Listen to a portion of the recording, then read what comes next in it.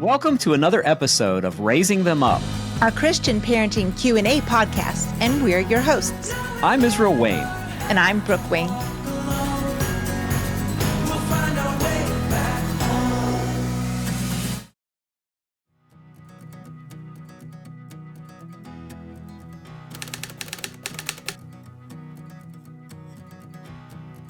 Welcome to another episode of the Raising Them Up Parenting Q&A podcast, where we discuss your questions. And we would love to hear from you. If you have a question that you'd like to submit for an upcoming episode, you can do that several different ways. One is by going to raisingthemup.org, which is the landing page for our podcast, or you can email raisingthemup@generations.org. Or you can call a toll-free number, which is 1-800-223-6567. That's 1-800-223-6567. Leave a voicemail, and we will answer your question on a future episode.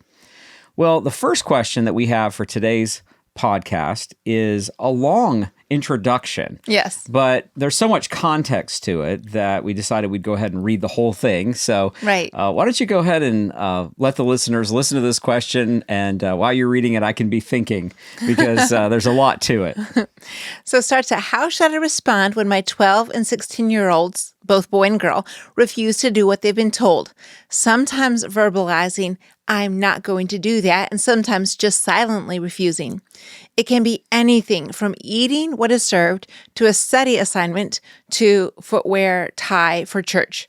I want them to do the most appropriate thing for the right reason, so not giving the command and just letting them choose would certainly be easier. But to whom much has been given, much from him will be required. So when they have been brought up from the beginning, learning to eat with contentment, dress honorably, and study diligently, and then they bucket, it seems that points to heart issues which needs to be addressed. Talking to them about it, trying to find out what they're thinking and desiring, their needs, etc., with a willingness to tweak where it's needed, and reminding them in the Word who God is and how He's designed for us to live has not been fruitful. I don't want to be sanctioning self-will, but I feel powerless to enforce honor. Verbal acknowledgement of Ephesians 6, 1-3 doesn't seem to be translating into application, but rather, you're just forcing your way on me, and I don't have to do that. I've always tried to teach them the scriptures and to demonstrate the joy it is to serve and honor the Lord. One specific arena I deal with, which is very related to this question, is what to do when we have a musical family. These are my youngest children of a large family. Our family is on the music rotation for leading worship in our local fellowship by playing instruments. Complaining and lazy playing, at least when rehearsing and sometimes even during the service, have become the norm. Sometimes one will even kind of skip out on playing, even when it's an expected part. 1 Peter 4:10 and the reality of gifts is often talked about in our home. And both of these two profess to know Christ, yet the reticence in music and the growing disinterest or lagging participation in both corporate worship and times in the Word and singing at home makes me wonder what is really going on in their hearts. I've tried to draw them out to no avail. I would appreciate wisdom on this. Yeah, there's a lot there. And this is so difficult because I don't know this family, and it's so hard to give advice that's specific when you don't have the details. But I'll just tell you a few things that I hone in on as I listen to this person speak. And I don't think that the person identifies which parent it is, but it sounds like a mom to me. So one thing I forgot to add is that there's no dad in the home in this family. Okay. So yeah, that's very important to note in this, because I noticed that one of the things that the mom says frequently is, I've tried, I've done this, I feel. And to me, just reading through that, it's very evident that the dad is an issue in this situation. And so I don't know why the dad's not in the home. It sounds like it's a large family. So obviously the dad was there for a while. I don't know if he's passed away or if it's a divorce situation. So obviously that's very difficult. But I'm just going to say, as a rule in general, if you have this kind of widespread disrespect of the mother in the home, it almost always traces back to a lack of involvement from the dad. And so I could kind of guess that was the case, that either dad is just not very involved or he's not present in the home. And so in most situations, and so for our listeners, we have a wide range of people who are listening. If they say, yeah, I identify with that, I have these young teenagers, same kind of attitudes and so forth.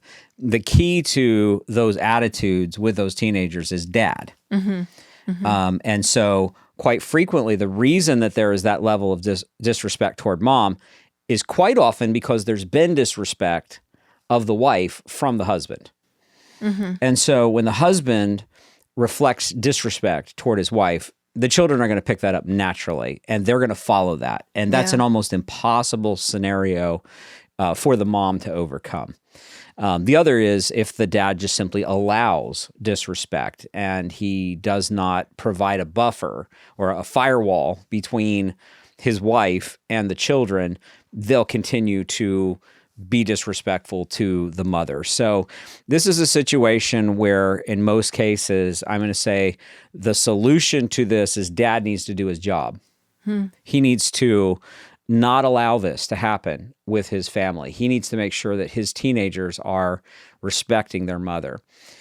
So in most cases, that's the advice that I would give. I will say this, when I was a teenager, I had a single parent mother. So I do understand the difficulty of that dynamic. And I always say I think being a single parent is the most difficult job in the world.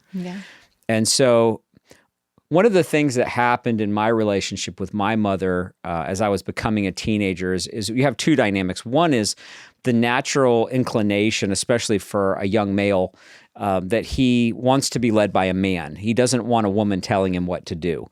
And so there's a natural pushback that happens. And so that contention, particularly between a teenage male and his mother, it's going to be there. And so she needs to do everything that she can, but she's limited. And so ultimately, the thing that changed in my dynamic with my mother was ultimately God getting a hold of my heart. And that's something that you can't do for your children. It's something that you can tell them about, but you can't do for them. But they really need to come into a right relationship with God through Jesus Christ and submit themselves to the authority and the lordship of Jesus Christ. And in doing that, they can then see that they have a proper respect and honor that's going to be due to their parent or their mother in this situation. But I think also there's a modeling that happens with older children, where when the older ones disrespect and get away with it, the younger ones follow suit. And so it's just a really difficult situation. I'm going to encourage this mom to lighten up. And this sounds terrible and, probably get hate mail for this, but like she's talking about how she wants her son to dress in a tie when he goes to church, and that these children need to be on the music team, and that the older ones did this. And it sounds like, this family has some very conservative values, and nothing wrong with that, of course. But in this situation, I think she's probably picking some hills to die on that aren't really the right hills to die on. And my view is worship is something that's supposed to be the overflow of the heart. And if it's not a reality and they are not worshiping from their heart, then what they're doing is hypocrisy. And so they need to get off the worship team. Propping them up and putting them on stage and having them dress well and having them look good. I think this is detrimental, and I saw that a lot in the fundamentalist movement of the 1980s and 90s, the conservative movement and certain subcultures within that conservative movement, homeschooling movement. Yeah, very much this performance-oriented thing where it's like, all 11 children come up on stage dressed alike and they all play violin and cello and so forth. And then yet we see later in life these young people who just completely abandon all their values and throw it out the window when they're not being forced to do it anymore. And so I think what I would do is during family worship time, family devotion time, I would probably develop a really strong diet of Paul Washer and Ray Comfort videos and would play those every morning in the home and just try to impress on them their need to surrender to the gospel, because this really is a heart issue. And I don't think you're going to see behavioral change with scolding them, with disciplining them, taking privileges away, all the things that parents think to do to solve a problem like this. I don't think that any of that stuff is going to help. I think you do need to have some rules and boundaries that you insist upon and enforce as much as you can. Some of those things probably would be practical help around the house, that if they have responsibilities of doing the dishes, taking the trash out, I would fight there I would make sure that, you're holding the line there, because if they're living in your home, they're using your resources, they are, eating the food in your home, they need to contribute. And so I think I would have those be the battles, but being on the worship team, wearing a tie, doing these kind of outward performance-oriented issues, I think I would back off of that. And I think I would not be pushing for that kind of external performance. I would be very much focused on getting other voices besides me as a parent that would speak gospel truth and hopefully convict their hearts.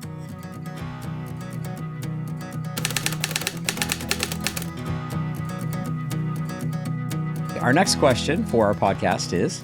Yes, it's about toddlers. I love questions about toddlers. I've decided 2-year-olds are some of the most interesting little age frame on earth. I am feeling very defeated trying to homeschool or even just parent my older two, a second grader and a kindergartner, with my 14-month-old around. She is going through a very rough patch right now. I'm not sure if it's teething or developmental or I'm not sure if it's teething or developmental or what, but she is pretty much in a constant bad mood. She requires so much of me throughout the day that I struggle to get anything else done. When I try to do school with my older two, she just fusses. She doesn't have any words yet, so she screams a lot, which is making me crazy. I just feel that my older two are getting shortchanged, but I don't know how to make her happier. I also feel like my joy of being a mom is being sucked away. I have to cram so many things into her very short sleeping hours. It's just hard to keep up. Well, you have raised very successfully 11 2-year-olds in a row. And so you have a lot of experience. And so I'm going to throw this back at you and say, What are your thoughts for this struggling mother? Yeah. And this is technically a 14-month-old, but they're getting around there. They're walking around. They're a toddler for sure at that point. I think our perspective as moms is we're so often so oriented on what we can see and getting our checklist done. So like with the schoolwork, I know I have my checklists for sure, and I really like them. I'm going to do phonograms with this child, and I'm going to do reading lessons with that child. I'm going to do the math lessons, and I've got it all mapped out. And of course, there's the necessities like dinner. And so when you have a little needy one, it just gets difficult. It just feels like your life is constantly struggling to just survive and make the basics. So I have a couple thoughts. One, let's just start with that baby wanting to scream and not use words. And I am totally for learning some sign language. I just think that helps so much. And I know there's some people who will say, well, then the child doesn't learn to use their vocal cords and speak as quickly. I've just not seen that true in my case. And so I have seen so much better contentment and so much better ability to communicate when the sign language is there. And it's just, we do basic stuff. It's the please, I need food, or thank you, and water, and down, of course, being a huge one. I think most toddlers, whether you try to train them in this or not, they seem to get that. But that goes such a long ways in knowing the basics. Another thing that we've done with our kiddos is trying to work with not crying when they're trying to talk. And this would go for even the sign language. And that's hard. You work with them at that 14-month-old stage through 2 or so. When they're hurt and they need to cry, you just cuddle them and just cry. They'll just let them cry. And they start trying to say all kinds of stuff. Well, this was what happened to me. And before long, it becomes this explosion of even sometimes anger, but all this noise. And they're just so hyped up with the crying that they start yelling, and it becomes out of control. And so one way I've tried to corral that in is let them cry. Let them cry if they've been hurt, or sometimes it goes even to their feelings or something they wanted that we're told no about. And then say, when you're done crying, tell me about it. And so they know mom doesn't mix the crying and the words. And it seems silly, but it really works to help them kind of rein themselves in when they're ready, and then try to use words to say what they want. And it takes a long time when they're this young, when they're this 14-month-old to 2-month-old, because they just are used to just letting out their emotions in any noisy way that they want. But bit by bit, you'll see that that brings about a little bit of self-restraint and properly asking for what they do need, which in this case, probably a lot of food and so forth. And it is hard with babies. They're going through a lot of times the teething or gastrointestinal stuff that sometimes their little systems are just still adjusting to big people food and whatnot. And so there's a lot of issues there. We tend to feel sometimes like the baby or the toddler is almost in a mini war, if you will. At least our time is feeling torn between our older children and our younger children. And I want to encourage moms like this, that ability you gave your older ones, the second grader and kindergartner in this case, to have and grow from having a younger sibling is immense in their life. It develops so much in them about just being self-controlled or giving or understanding what other people are like, having to work around somebody. And so I would say don't ever feel like you're shortchanging your children. Yes, I understand the lessons on your checklist aren't being done to satisfactorily, and that's an issue, but it isn't a forever issue. This is a season and it will change. And so one thing I would encourage you in a tension, like trying to take that tension down and trying to balance a little bit of it more, would be change up how you're doing these lessons. So one way it might look like is if that little 14-month-old wants to be held a lot, holding that one while you read aloud, or even better yet, hear that second grader read aloud to you. And you can bounce your little toddler on your knee. You can be feeding them. You can be flipping a little picture book on their lap, something that's engaging your little one. You're involved with them. And yet your ears and your heart are also tuned into your older children. Or something that we've done a lot is poetry memorization. And so this is something, again, I can be holding that little fussy one that just wants to fuss a lot, and also be interacting with older ones. And that little one wants to fuss and stuff. And you take a moment and you help calm them down and then say, hey, listen to what big sister is saying here. And wait till she gets to this word. And when she gets here, let's clap. And, they don't know how to do a lot yet, but you work with them bit by bit by bit, helping them engage and be aware of a bigger world. Because so many at this age, they're really focused on, I'm hungry, I want that toy, I want held, I want down. They just have their needs are so big in their view. So widening that world for them is part of that process of helping them grow up.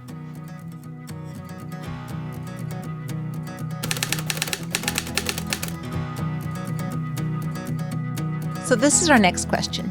How can we respond to the accusation that we are sheltering and isolating our children because we homeschool? The thing that I usually say to parents when I hear that question is, what will people accuse us of next? Feeding and clothing them? So sheltering our children is a God-given responsibility. Mm-hmm. Why would I intentionally expose my child to harm? Right. And so part of our responsibility as parents is to do what Jesus prayed when he prayed for his disciples, and he said, protect them from the evil one. Right. Well, that's something that Jesus is asking the Heavenly Father to do for us. And we need to the best of our ability, do that for our children, to protect them from the evil one. Now, is there a difference between sheltering and isolation? Well, of course, but I would say this. I think that when you go back and you look at American history, there were lots of young people who were raised in very isolated environments. You think of the pioneers who went out west, and the family built a log cabin way out in the middle of nowhere, and their closest neighbors were 30 miles away. It was very common in earlier times in our country to grow up with your family, or maybe with a few extended relatives and maybe a handful of neighbors. But this idea that we have to have our children in all kinds of social activities, that they have to be in ballet and Latin class and drama and karate and track and field and volleyball, and it's just too much, honestly. And I see even homeschoolers who people think are overprotective and sheltering their kids. I mean, you go back in the 1980s when I was being homeschooled, when you were homeschooled, most people didn't have homeschool groups in those days. They were just, it was a new phenomenon. But today we have an overabundance of options. And I think even homeschooled young children are over-socialized, if anything, not under-socialized. So I think our great need is to learn how to be a family. And that's something that I think our culture does not encourage. It does not reinforce that idea. And our children should not predominantly be getting their values from their peer group. They should be getting their values from their parents. And so I address this in many different writings that I've done. My book, Raising Them Up, Parenting for Christians, I talk about the importance of the relationships in the home, but also watching out for peer relationships. I have a whole chapter in Answers for Homeschooling, top 25 questions critics ask on socialization. What about socialization? And I address it one way in this book. And then another chapter where I deal with it in education, Does God Have an Opinion? But from a completely different viewpoint. So with these 3 books, I really address it from a sociological standpoint with research, because we actually have studies about how homeschooled students do in terms of social development and how they do as adults when they get out into the real world. And so I address it that way. I also talk about the fact that Jesus' parents chose to homeschool, and people say, "Well, I don't know about that." I've always heard pastors say that Jesus went to a rabbinic school as a boy and was part of this Judaic school, and I believe that's totally false. And I explain why in I think my Answers for Homeschooling book, why I believe that's not true and that's bad scholarship. But I would just encourage people to get copies of those books. And I think a child who is raised by loving parents, who has access to good resources in terms of reading and seeing the world around them, they really don't need huge quantities of time spent with other children their own age. Right. That typically reinforces foolishness. Not to say they can't have any friends or spend any time around young people their own age, but it's just way overdone. And that thesis that we need to have our children spending large quantities of time with their peers to be properly socialized is a Marxist idea. And I talk about that a bit in the Education, Does God Have an Opinion book, that idea does not come out of biblical Christianity. It comes out of Marxism. And usually in the Bible, when you see groups of young people together hanging out, they're doing something bad. It's not usually something good. And so there's a lot for us to consider there. You have any thoughts on the isolation of children?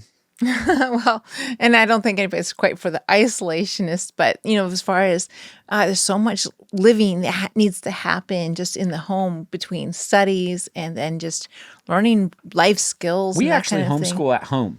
Yeah. I think we're a bit of an anomaly in I think today's so. homeschool culture because most of the homeschooling families that we know are almost never home.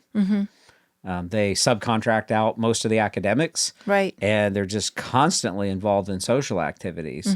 And so we're a little bit old school in the sense that we are predominantly teaching our own children in our own home. Right. Kind of old school in that way, but I think there's nothing intrinsically broken with that method. Yeah.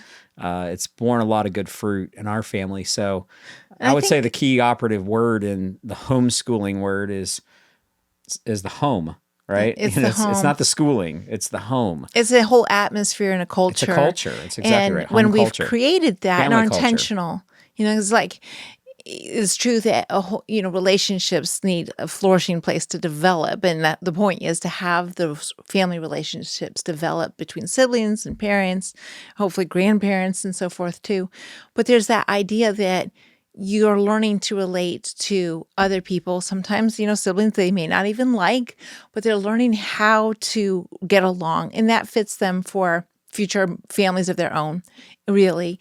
But keeping them at home, so much of the time, it helps us when our children are around other families, other people, other children their own age, which does happen. Like we are intentional about that too. But when that happens, there's a buffer space to come back, readjust to home life, and then be able to have those conversations of, okay, how did that go? And not just be having more time of your waking hours spent with other children who are so influential. And it's Yes. just amazing how much a young child and particularly when they get to the 12, 13-year-old age, how much they want to be accepted by their peers. Absolutely. And yet I see it a little bit as they're starting to see the bigger world around them, and they're starting to realize that there's a calling. They're looking ahead to those years when maybe they'll have a marriage partner. And I think it's like a shifting that happens in them that's not all bad. And yet 12 and 13, they're not ready for that. They really need to still keep their hearts aligned with their families and not be caring so much about what their peers think. And, there's just so much evidence in the world around us how, as children at that age have their peers be their biggest influence, they go off into all kinds of sin that we go, that child was not raised that way. And yet I think part of it is keeping them at home in a very sincere and intentional way to train them and capture their hearts. And we found that the social interaction works best when it's our family with other families as opposed to young people being away and alone with other young people. Mm-hmm. So having a family over for dinner is a great way to have social experiences, but to do it in an environment that is still has parental involvement and that the whole family does it together. So we're not dividing the family. We're doing it as a family. Right. So if you're interested in grabbing copies of these books that I've mentioned, you can get these all at generations.org. They have a web store, and if you go to their store and type in my name, Israel Wayne, in the search feature, all the books that I've written will come up, and we encourage you to purchase those at generations.org. We also would encourage you to visit our ministry website, which is familyrenewal.org. Also, if you're interested in having us speak at an event in your area, you can visit my speaking website, which is israelwayne.com, israelwayne.com. I'm also on social media. I'd love to have you look me up wherever you hang out there. Just look up Israel Wayne or Family Renewal, and we would love to connect with you there. When you go to familyrenewal.org, make sure that you sign up for our email newsletter so that we can keep in touch with you and so that we can let you know when we're going to be speaking in your area. But at raisingthemup.org, there's also a place where you can subscribe to the podcast. Mm-hmm. You can also subscribe to the Raising Them Up podcast email newsletter as well. So thank you guys very much, and we will look forward to the next episode. God bless you. This has been a production of the Generations Media Network. For more information, go to generations.org/media.